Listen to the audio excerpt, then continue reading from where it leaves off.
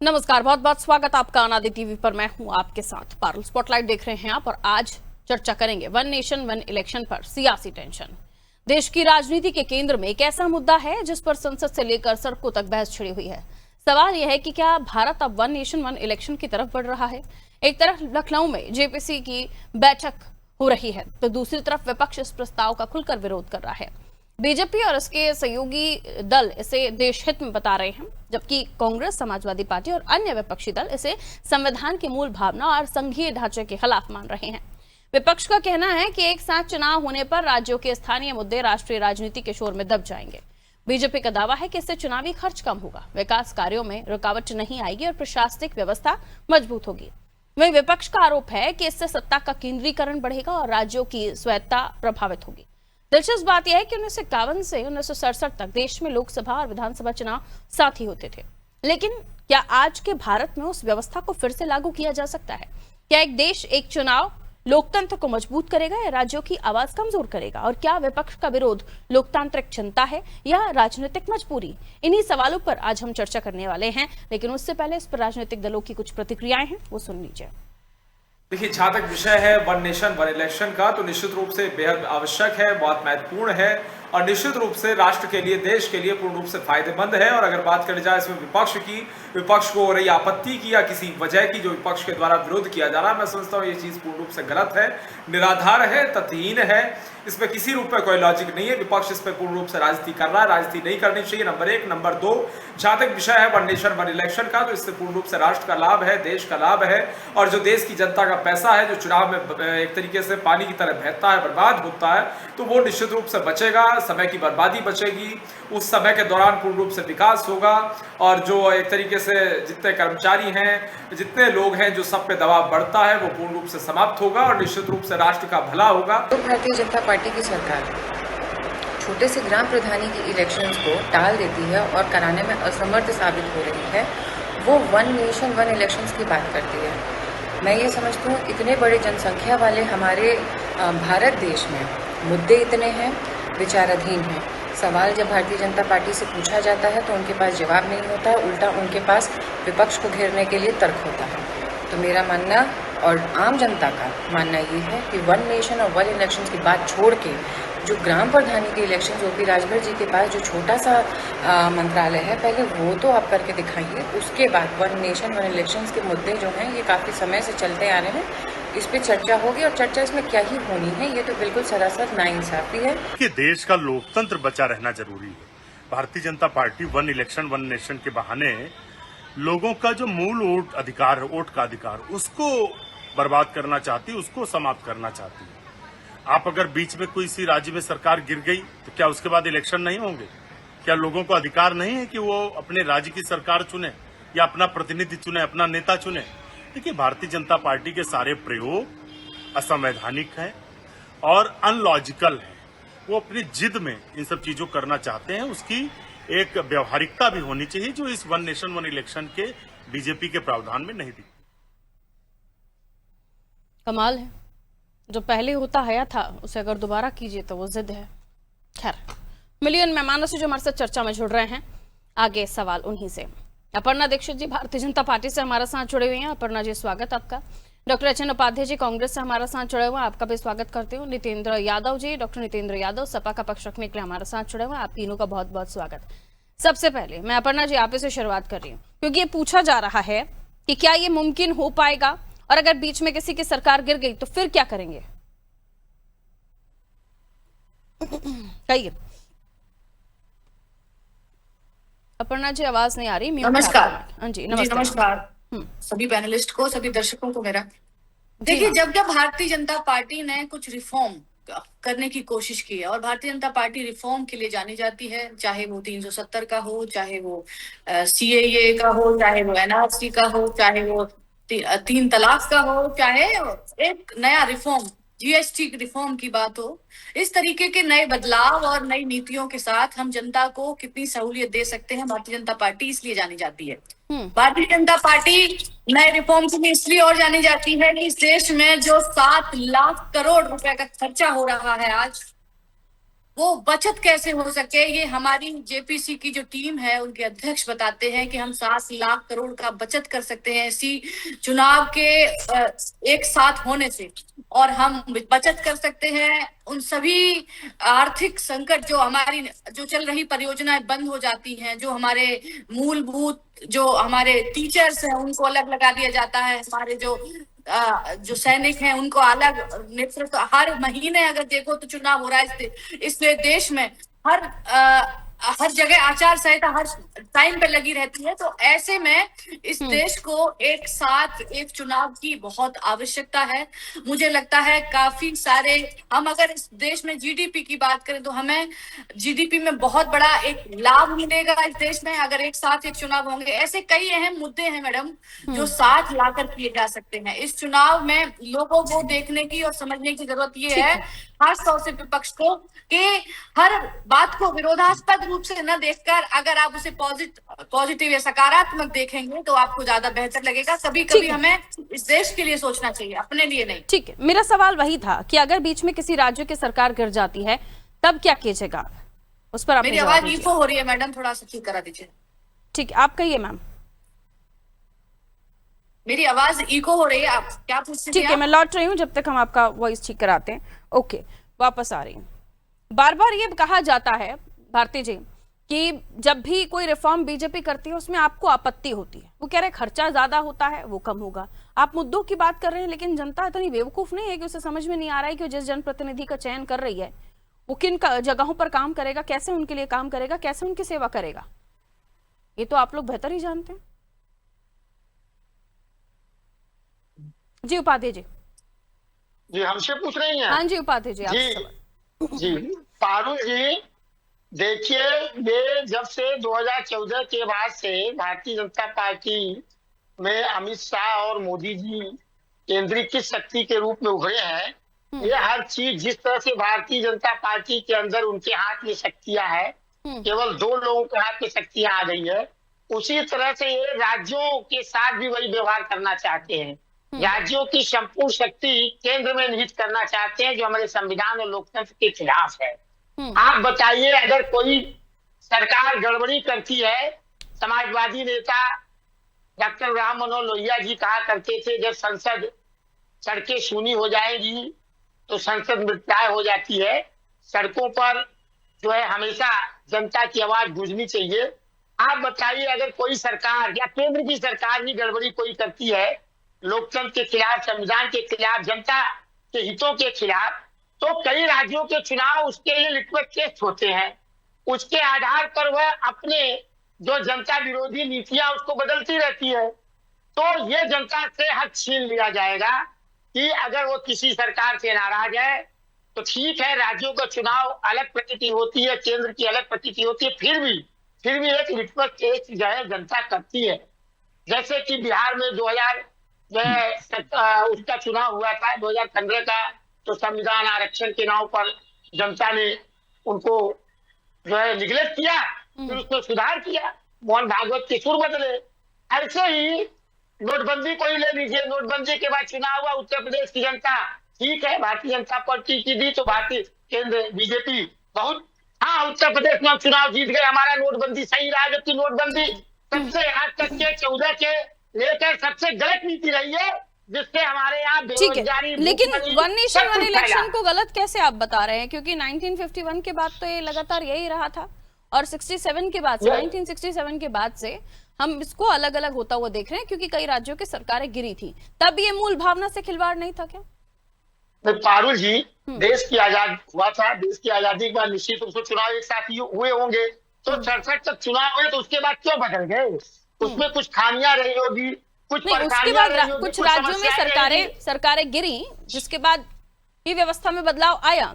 अगर दोबारा उसे किया जा रहा है तो मूल भावनाओं से पहले मूल भावनाओं के साथ खिलवाड़ क्यों नहीं था और अब क्यों है, ये बताइए। मैंने मूल भावनाओं के साथ खिलवाड़ करने की बात नहीं है, आज तक तो नहीं हुआ ना। नहीं, आपने कहा, ये शब्द आपने इस्तेमाल किया, इसलिए पूछा मैंने।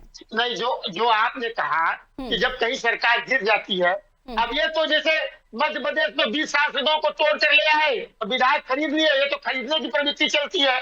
नहीं नहीं जो प्रभु, चंदा मैं क्या चोरी कह रही से- हूँ, तो ये जो बात मत पलटिए, ये संविधान बताइए, की ये मूल चुनाव एक भावना साथ के क्यों साथ है? खिलवाड़ तब क्यों नहीं था और अब क्यों है, मुझे बस इतना समझा दीजिए।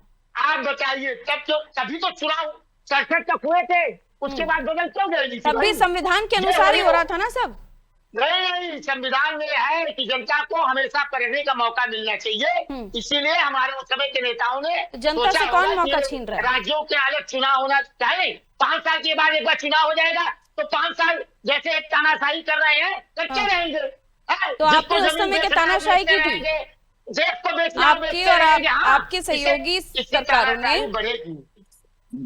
आपकी अरे उस समय कहाँ तानाशाही उस होती समय के भाई? तानाशाही हुई थी, मैं तो ये पूछना चाह रही हूँ उस समय क्या कहाँ गलत था और तानाशाही? अब क्या गलत नहीं है। नहीं, उस समय नेहरू जी, सरदार पटेल जी, भीमराव अम्बेडकर जी जैसे लोगों के चलाए हुए नीतियों से देश चल रहा था। अब हिटलर और मुसोलिनी के चलाए हुए नीतियों से देश चल रहा है। वो कौन सी तो अब नीतियां थी? क्या जरूरत है? कौन सी नीतियां थी वो अरे, जो अब लागू नहीं क्यों हो सकती? नीतियां नहीं थी? नहीं, जैसे आप विधायकों को खरीद रहे हैं, राज्यसभा की सीट अरे चुरा ले रहे हैं, चुनाव बताइए। कराने में विधायकों के खरीदने का कहाँ से आप क्लॉज जोड़ रहे हैं? मैं जवाब देती हूँ, क्या मैं जवाब लॉजिकल बात तो विधायक कीजिए। आप खरीद ले रहे क्या हैं, मैं जवाब दूं? विधायक आप खरीद ले रहे हैं, तब तो आप लॉजिक निश्चित है। चुनाव कराने से और विधायक- विधायक खरीदने से ये सुनिए लॉजिक भाई। कहाँ से चुनाव में जुड़ जाता है? चुनाव लॉजिक ये एक हमारी साथ सुनिए, पहले हो रहा लॉजिक था, सुनिए। अब दोबारा हो रहा है, इसको लेकर हम बात कर रहे हैं। पहले हुआ तब वो संविधान की मूल भावना के साथ खिलवाड़ नहीं था, अब संविधान की मूल भावना के साथ खिलवाड़ इसलिए क्योंकि आज नेहरू जी नहीं है। अरे, कैसी बातें कर रहे आप हैं? हमारी बात तो सुनिए, हमारी बात तो सुनिए भैया। चाहे विधायक के उससे जुड़ा हुआ नहीं है। आप अगर दूसरी सरकार आती है जो संविधान को मानने वाली है, बाबा साहब भीमराव अम्बेडकर के संविधान को मानने वाली है, लोकतंत्र समर्थक है, तो आप नहीं उसके मानते बाद थे? सरकार क्या देगा? तो नहीं, पहले हम भी तो पहले आप सरकार मानते थे ना? कराएगी। तो अब नहीं मान रहे आप? जनता के बीच में जाएगी। संविधान अब में जो है उसी के अनुसार तो हो रहा है। तो जनता के बीच में कैसे जाएंगे? जनता कैसे आपको दंड देगी? हाँ। आज जो विधायक खरीद से अपना सरकार बना ले रहे हैं। अरे तो चुनाव होगा, उसके बाद ना खरीदा खरीदी होगी। चुनाव एक साथ हो रहा है, उसमें खरीदा खरीदी कहाँ से होगी, समझाइए ना। अरे जब खरीदने की नीति नहीं होगी सरकार तो गिरेगी, सरकार गिरेगी, चुनाव होगा, जनता के बीच पहले में आप जाएगा। कहते हैं कि ये पूरा टाइम चुनाव में बिजी रहते हमारी हैं। बात तो सुनिए, आप हमारी बात तो सुनिए, समझ नहीं रहे हमारी बात को। ये जो नीति चल रही है, इनसे नीति पर चुनाव की जरूरत नहीं है, ठीक है, लेकिन लोकतंत्र की जो नीति है, जब जो विधायक मैं वही तो पूछ रही हूँ, अभी लोकतंत्र की कौन सी नीतियां हैं जिसका पालन नहीं हो रहा और उस वक्त कौन सी नीतियां थी जिनका पालन हो गया था? क्या लोकतंत्र की नीतियां नहीं है? एक हाँ। जो है जनता के रोजगार के मुद्दे पर वांगचुक जी जो है 15 दिन फिर वही बात। भूख हड़ताल पर है। उसको किधर कनेक्ट कर रहे हैं आप? मेरा सवाल वांगचुक जी का है ही नहीं। मैं आज बात कर रही हूँ इलेक्शन को लेकर, खर्चे को लेकर, व्यवस्था को लेकर। पहले थी, अब हो रही है, उसमें दिक्कत हो रही है। क्यों? वही तो सीधा सवाल तो मेरा है ना। सोनम वांगचुक ऐसे तो ऐसे बहुत सारे लोग प्रदर्शन कर रहे हैं। अभी वो कॉकरोच पार्टी प्रदर्शन कर रही थी। आप लगातार बोली थी ये खर्चे बचाने वाले हैं। जवाब सोच कर रखिए, फिर आ रही हूँ। सवाल यही है मेरा, फिर आ रही हूँ। तब परेशानी नहीं थी, अब परेशानी क्यों है, यही सवाल है मेरा। ठीक है, कुछ समय खर्चा नहीं लग रहा है क्या? पहले नेहरू जी थे इसलिए वो नीतियों का पालन हो रहा था। आज नेहरू जी नहीं है तो वो नहीं चल पाएगा। विदेश यात्रा से रोककर अपने विदेश यात्रा में घूम रहे हैं, उसका तब खर्चा पार्टियां नहीं हो रहा स्विच है। नहीं करते थे क्या? तब भी नेता इधर से उधर हो ही जाते थे ना। मजबूत करने के लिए उसके बाद भी कई बार नेता इधर से उधर हुए हैं। इतना पैसा लग गया है। सवाल का जवाब सोचकर रखिए, फिर लौट रहे हो, फिर यही सवाल होगा। तब 1951 to 67 कैसे हो गया और अब क्यों नहीं हो पाएगा? ठीक है नितेंद्र जी, आपका क्या पक्ष है इस पर? 67 क्या के बाद वाकई यही सरकार अब रुक बीजेपी जाइए, काफी समय बोल लिया आप, सवाल का जवाब नहीं दे पाए, रुक जाइए। मैं सीधा आपसे यही सवाल कर रही हूँ कि अगर हमें किसी चीज का विरोध करना है, ठीक है, विरोध अच्छी बात है, लेकिन उसका लॉजिक आंसर तो होना चाहिए ना सर। नितेंद्र जी। जी धन्यवाद। ये पारुल जी, मैंने दोनों प्रवक्ताओं को बहुत ठीक से सुना। देखिए, मूल बात है वन नेशन वन इलेक्शन को एक कानून बनाना, और वन नेशन वन इलेक्शन एक व्यवस्था के तहत। जो बात आप बार बार कह रही हैं कि 1951 से लेकर के 67 तक ये कहा, ये वन नेशन वन इलेक्शन जैसा कानून नहीं था, लेकिन भावना थी, और सारे देश में एक साथ चुनाव होते थे। बात तो वही आई ना कि जब संघीय ढांचे पर, संविधान की स्थिति पर कहीं देश की सरकारें बीच में गिरी, और वो जब सरकारें गिरी तो उनकी जगह चुनाव हुआ। पूरे देश में हर सरकार का जो कार्यकाल है वो कार्यकाल पूरा करने का मौका मिलता है। तो यदि आज स्थिति जैसे उत्तर प्रदेश की है, उत्तर प्रदेश में आज योगी जी की सरकार है, योगी जी मान लीजिए आज इस्तीफा दे दे 27 का चुनाव है, या प्रधानमंत्री जी इस्तीफा दे दें और 27 में एक साथ लोकसभा का चुनाव हो जाए, वो कोई समस्या नहीं है। लेकिन ये जबरदस्ती थोप देना, ये संघीय ढांचे के खिलाफ, ये हमारा जो देश का फेडरल है, ये इसकी भावना के खिलाफ है। ये बात बार बार कही जा रही है, इस पर कोई हार्ड एंड फास्ट रूल नहीं। क्या लोकसभा के चुनाव, विधानसभा के चुनाव होते नहीं क्या? आज भी अगर किसी देश की और किसी प्रदेश की सरकार का कार्यकाल 1 साल पूरा होता है तो उन राज्यों में तो चुनाव लोकसभा विधानसभा साथ ही हो जाते हैं। यहाँ स्थिति ये रहती है कि देखिए, जो हमारी समाजवादी पार्टी या अन्य विपक्षी पार्टी का कहना है कि संविधान की मूल भावना ये है कि जो स्टेट के मुद्दे हैं वो स्टेट के मुद्दों पर चुनाव होता है, ग्राम पंचायतों का चुनाव ग्राम पंचायत के स्तर पर होता है, इस नेशनल मुद्दों पर लोकसभा का चुनाव होता है। तो जब जबरदस्ती एक साथ थोप दिया जाएगा, वहां पर क्षेत्रीय मुद्दे गौड़ हो जाते हैं और जो मूल भावना संविधान की लोकतंत्र में। लेकिन हाँ, जहां पर एक साथ कार्यकाल समाप्त हो रहा है, वो बात जो एच एन उपाध्याय जी कह रहे हैं, जिसको आप बार बार दूसरी दिशा में ले जा रहे हैं कि नेहरू जी थे इस वजह से, मेरा कहना यह है कि आज भी मैं कह रहा हूं कि यदि इतने लोकतांत्रिक देश है तो 2024 में योगी जी से इस्तीफा दिलवा देते और लोकसभा के साथ चुनाव करा लेते। तो करना ही पड़ेगा ना सर, अगर इस भावना के साथ वन नेशन वन इलेक्शन के लिए हमारे हैं, लेकिन तो किन्हीं राज्यों के मुख्यमंत्रियों को अपने कार्यकाल से पहले इस्तीफा देना ही पड़ेगा, देना पड़ेगा। इसलिए मैं कह रहा हूं, लेकिन बात यहां फिर वही आ गई कि लेकिन जनता ने जब उस सरकार को 5 वर्ष के लिए मैंडेट दिया था तो कहीं ना कहीं वो मैंडेट खारिज हुआ ना। जनता की भावनाओं के अनुरूप जो सरकार चुनी गई थी, उन सरकारों का कार्यकाल समाप्त होगा, उनके का जो कंपनसेशन होगा वो कौन पूरा करेगा? ये निश्चित रूप से कोई हार्ड एंड फास्ट जवाब ले लेते हैं। फिर पारुल जी, फिर भी जो जेपीसी गठित हुई है उसकी रिपोर्ट आने दीजिए, उसके बाद में सही मायने में चीजें निकल करके आएंगी कि वास्तविकता क्या है। मुद्दे गौण हो जाएंगे और इस व्यवस्था के साथ, मूल भावनाओं के साथ संविधान की खिलवाड़ हो रहा है, विधायकों की खरीद फरोख्त तेज हो जाएगी। जवाब दीजिए। आपने बहुत बार पूछा, आदरणीय प्रवक्ता महोदय से उन्होंने जवाब नहीं दे पाया, लेकिन मैं कह देना चाहती हूँ कि इतिहास से ही हमें भविष्य देखने की भावना मिलती है, हमें एक विचार मिलता है। तो मैं कह देना चाहती हूँ 1967 में जब कांग्रेस में, जब पुराने सिंडिकेट के साथ कांग्रेस आर और कांग्रेस ओ 2 दलों में बदल गई, आपस के मतभेद हो गए तो सरकार भंग हो गई। कांग्रेस आर को हमारे राष्ट्रपति महोदय ने बताया कि चलिए आप सरकार बना लीजिए, और कांग्रेस ओ को मौका नहीं मिला। इस तरीके से जब उन्होंने, राष्ट्रपति महोदय ने बोला कि आप चुनाव की तैयारियां कीजिए, 1970 में फिर चुनाव की तैयारियां की गई, उसके बाद सरकार बनी। तो जब इंदिरा गांधी जी अगर तब चाहती तब भी सरकार संक्षेप में कंक्लूड कर एक साथ चुनाव हो सकते थे। मैं संक्षेप में कह रही हूँ, लेकिन तब ये था ना कि हम सत्ता में सबसे पहले आ जाए, क्योंकि हमने समय से पहले लोकसभा भंग हो गई, वहां पर पार्टियों में मतभेद हो गया, अपनी अपनी पड़ी हुई थी तब, और आज भी आप देख लीजिए अपनी अपनी पड़ी हुई है। इस देश के बारे में कोई नहीं सोचेगा। पहले कानून नहीं था, अब आप कानून बना के थोप रहे हैं। और जो जेपीसी की बात हो रही है, वो क्या कानून बना के थोपा जा रहा है? सबके साथ मते के हो रहा है ना। हमने बैठक की उत्तर प्रदेश में, हमने बैठक की गोवा में, हमने ऑल पार्टीज की बैठक की गोवा में, हमने उत्तर प्रदेश में ऑल पार्टीज की बैठक की। सबसे मत ले रहे हैं जेपीसी के, अलग अलग क्या उसके तो विपक्ष समर्थन दे रहा है आपको? नेगेटिव साइड्स होंगे। हाँ, विपक्ष समर्थन नहीं दे रहा ना, लेकिन आपको समर्थन नहीं दे रहा है तो समर्थन के लिए हम लगातार प्रयास करेंगे। इन्होंने समर्थन देने, ये तो चाहेंगे ही कि हम समर्थन न दें, लेकिन मुझे लगता है इसीलिए ऑल पार्टीज मीटिंग के साथ सबको बैठा के समझाया जा रहा है कि ये इजाजत लूंगी अपने व्यक्तिगत भावनाओं से परे हटके अगर ओके, बहुत शॉर्ट सा आंसर कीजिएगा उपाध्याय जी, बहुत शॉर्ट सा। देखिए, वन नेशन वन इलेक्शन जो भारतीय जनता पार्टी की नीति है, बल्कि one nation one election one party की तरफ ले जाना चाहते हैं। ये देश में संभव नहीं है। वन नेशन वन, अरे आपको पता है क्या? नितेंद्र जी, ठीक है, कहिए नितेंद्र जी, उसके बाद मैं परमिशन ले रही हूँ। आराम से बात कीजिए उपाध्याय जी, काहे बीपी बढ़ा रहे हैं? हाँ कहिए, दीपेंद्र जी बोलना शुरू कीजिए, चला जाएगा टाइम। देखिए, ऐसा है कि मुझे लगता है कि भारतीय जनता पार्टी को एक नैतिकता के आधार पर ऐसा उदाहरण प्रस्तुत करना चाहिए 2029 में जब इलेक्शन होगा लोकसभा का, तो जहां जहां भारतीय जनता पार्टी की सरकार है उन सबको त्यागपत्र दे करके एक बार वहां एक साथ तो जहां विपक्ष की सरकार है त्यागपत्र देना पड़ेगा ना, वो तो सभी जगह फिर लागू होगा, तो सभी के लिए लागू होगा। इसमें बीजेपी कोई बहुत ज्यादा इसमें मार्जिन थोड़ी ना ले जाएगा। ठीक है, बहुत बहुत शुक्रिया आप तीनों का हमारे साथ चर्चा में जुड़ने के लिए। इतना ही समय इजाजत दे रहा था।